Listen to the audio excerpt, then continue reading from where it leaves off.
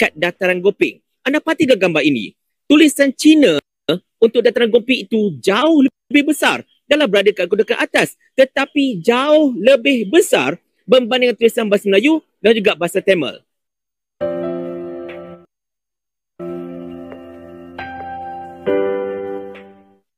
Dan untuk penggunaan Perlembagaan Persekutuan ini, sekarang ini kita menggunakan versi asal, iaitu versi bahasa Inggeris. Teks tersebut kita guna sehingga sekarang, iaitu hampir 67 tahun.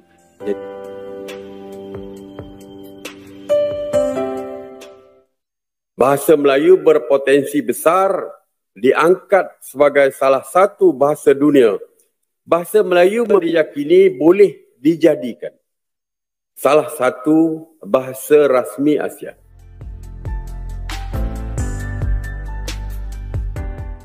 Begitulah ilusi kaum Melayu di negeri kasino Malaysia selama ini. Mereka menganggap bahwa bahasa Melayu mereka itu hebat sekali, sambil merendahkan bahasa Indonesia. Pemimpin Melayu di negeri kasino juga bermimpi bahwa bahasa Melayu mereka bisa dijadikan bahasa ASEAN, bahkan bahasa dunia. Halusinasi seperti itu juga merasuki para profesor Melayu di Malaysia.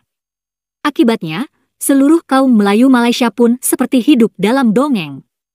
Mereka membayangkan bahasa Melayu mereka itu teramat hebat. Padahal realitasnya adalah bahasa Melayu Malaysia telah gagal sebagai bahasa pemersatu bangsa Malaysia. Bahasa Melayu pun tidak bermartabat sebagai bahasa resmi dan bahasa ilmu. Kenyataannya pula, bahasa Melayu Malaysia pun telah gagal sebagai bahasa bisnis dan ekonomi. Selain itu, bahasa Melayu juga telah gagal sebagai bahasa hukum. Kaum Melayu negeri kasino umumnya hanya mengeluhkan hal-hal yang kasat mata. Misalnya, mereka mengomel-ngomel karena banyak kaum Cina di Malaysia yang tidak fasih berbahasa Melayu. Tapi umumnya mereka tidak menyentuh persoalan yang mendasar dan tidak melihat akar persoalannya.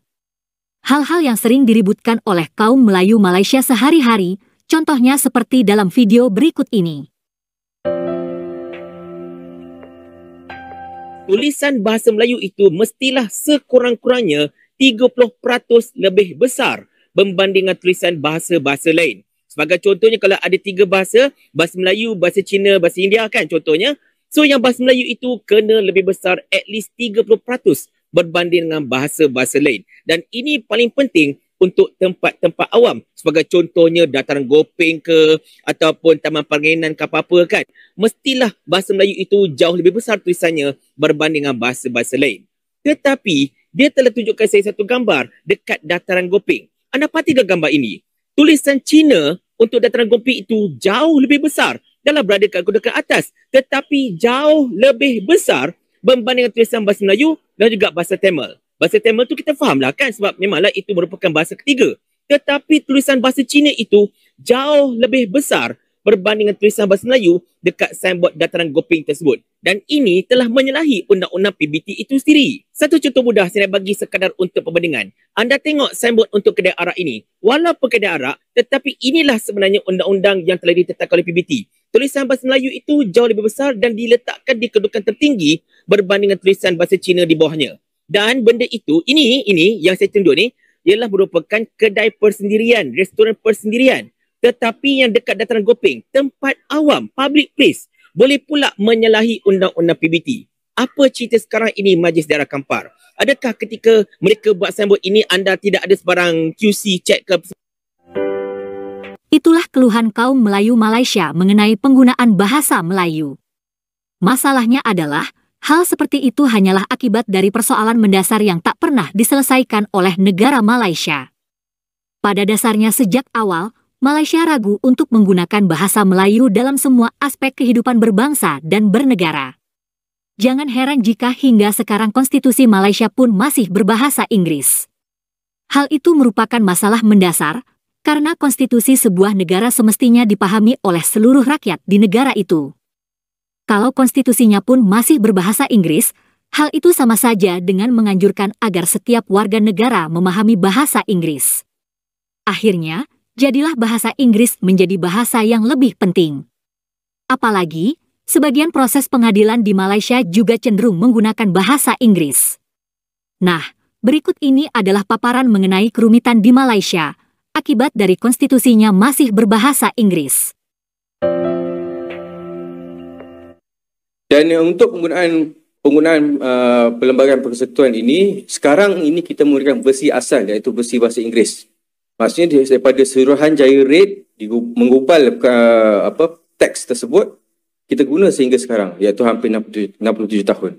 Jadi apa yang kita gunakan ini adalah hasil daripada peninggalan pra-kemerdekaan. Kita sekarang di pasca kemerdekaan lah. Ini menyebabkan hakim menggunakan teks tersebut, penggambar undang-undang, para peguam, orang awam terpaksa merujuk kepada lenggok gaya, bahasa, tafsiran dan terjemahan yang di mana diperuntukkan dalam Perlembagaan Persekutuan, iaitu menggunakan bahasa Inggeris. Dan untuk pengetahuan juga, undang-undang kita guna ini adalah diimport lah, kita katakan, dicedok daripada India. British jajah India, British jajah negara-negara Commonwealth. Okey, ini sejarah sikit lah. Sebab kita bahasa ni kita kena pergi kepada sejarah. Undang-undang pun kena pergi kepada sejarah. Okey, dicedok, diambil, dikumpul. Jadi pada waktu tersebut, India adalah antara kolonial, kawasan-kawasan yang kita katakan paling maju antara British punya jajahan. Jadi mereka membangunkan satu set undang-undang, mereka import daripada situ ke tanah Melayu. Waktu tersebut, tanah Melayu lah, sebelum jadi persekutuan dan sehingga menjadi Malaysia. Jadi isinya itu adalah lebih kepada penggunaan orang-orang India dan juga lebih kepada British waktu tersebut. Dan British juga mengambil hybrid, kita katakan campuran antara Latin dan juga Inggeris. Sebab tu dalam istilah undang-undang sekarang ni ada banyak istilah Latin yang kita gunakan di mahkamah. Jadi itu antara sejarah yang kita boleh beritahu lah. Okay? Kita pergi kepada berkenaan dengan apa yang berlaku, titik tolak teks sahih perlembagaan dalam bahasa kebangsaan ini bermula pada 29 September 2003. Yang mana pada waktu tersebut Seri Paduka Baginda Yang Pertua Agong Malaysia iaitu Tunku Said Sirajuddin Ibni Almarhum Tunku Said Putra Jamalul Lail selaku Yang Pertua Agong yang ke-12 telah berkenan untuk melancarkan Perlembagaan Persekutuan dalam teks bahasa kebangsaan, seterusnya diterjemahkan untuk diterbitkan untuk penggunaannya. Namun setelah hampir 21 tahun daripada tarikh tersebut, tiada apa-apa perkembangan yang kita dengar atau kita ambil maklum berkenaan dengan teks sahih ini yang telah berkembang sehingga ke hari ini. Beza antara teks sahih dan teks terjemahan ini adalah teks sahih ini ialah kita boleh merujuk dan menggunakan ketika perbicaraan ataupun ketika membuat suatu undang-undang untuk asas kepada undang-undang tersebut digubal. Bila mana kita menggunakan teks terjemahan, ianya hanya sebagai terjemahan sahaja, tetapi nilai otoritatifnya adalah tidak kuat sebagaimana teks dalam bahasa Inggeris. Okay? Maksudnya teks bahasa Inggeris mengatasi teks yang ada, iaitu bahasa kebangsaan ini. Okay? Itu secara ringkasnya perbezaan antara teks terjemahan dan juga teks sahih. Ada permasalahan yang timbul berkenaan dengan perkara ini. Okay? Yang pertamanya ada 3 di sini. Pertama, kedudukan bahasa kebangsaan adalah tidak jelas dalam bidang kehakiman. Maksudnya, dalam perkara 152 ada dinyatakan status kedudukan tersebut. Dan perkara ini juga diperkuatkan lagi dengan apa-apa urusan rasmi termasuk bidang kehakiman serta kes-kes melibatkan jenayah, sivil dan apa-apa tuntutan di mahkamah perlu dibicarakan di dalam prosiding menggunakan bahasa kebangsaan. Namun, secara pengalamannya, penggunaan teks Perlembagaan Persekutuan ini dalam bahasa Inggeris ianya adalah lagi dominan berbanding menggunakan bahasa kebangsaan, khususnya di dalam penghujahan dan rujukan nas undang-undang. Kerana sebagai pengamal undang-undang, kami terpaksa untuk mengikut, kita katakan, framework ataupun rangka berkenaan dengan undang-undang itu sendiri dalam erti tafsiran perkataan itu sendiri.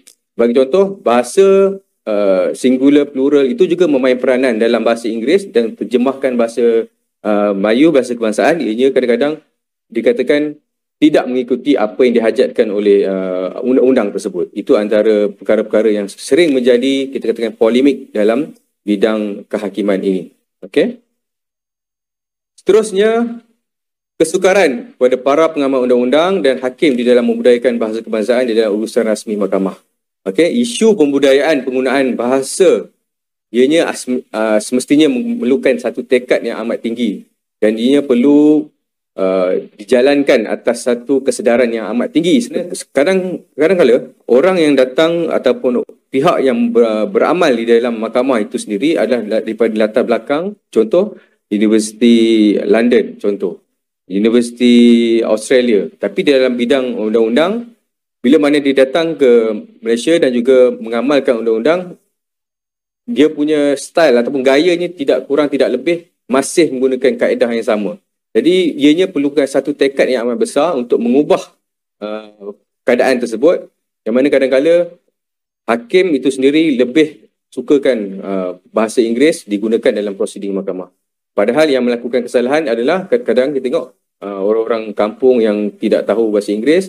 Kalau ada peguam bolehlah peguam bantu, tapi kalau tak ada peguam yang bercakap bagi pihak dia, memang kesianlah keadaan-keadaan yang begini. Itulah masalah konstitusi di Malaysia yang hingga kini masih berbahasa Inggris. Terima kasih sudah menonton sajian kami, sampai jumpa lagi.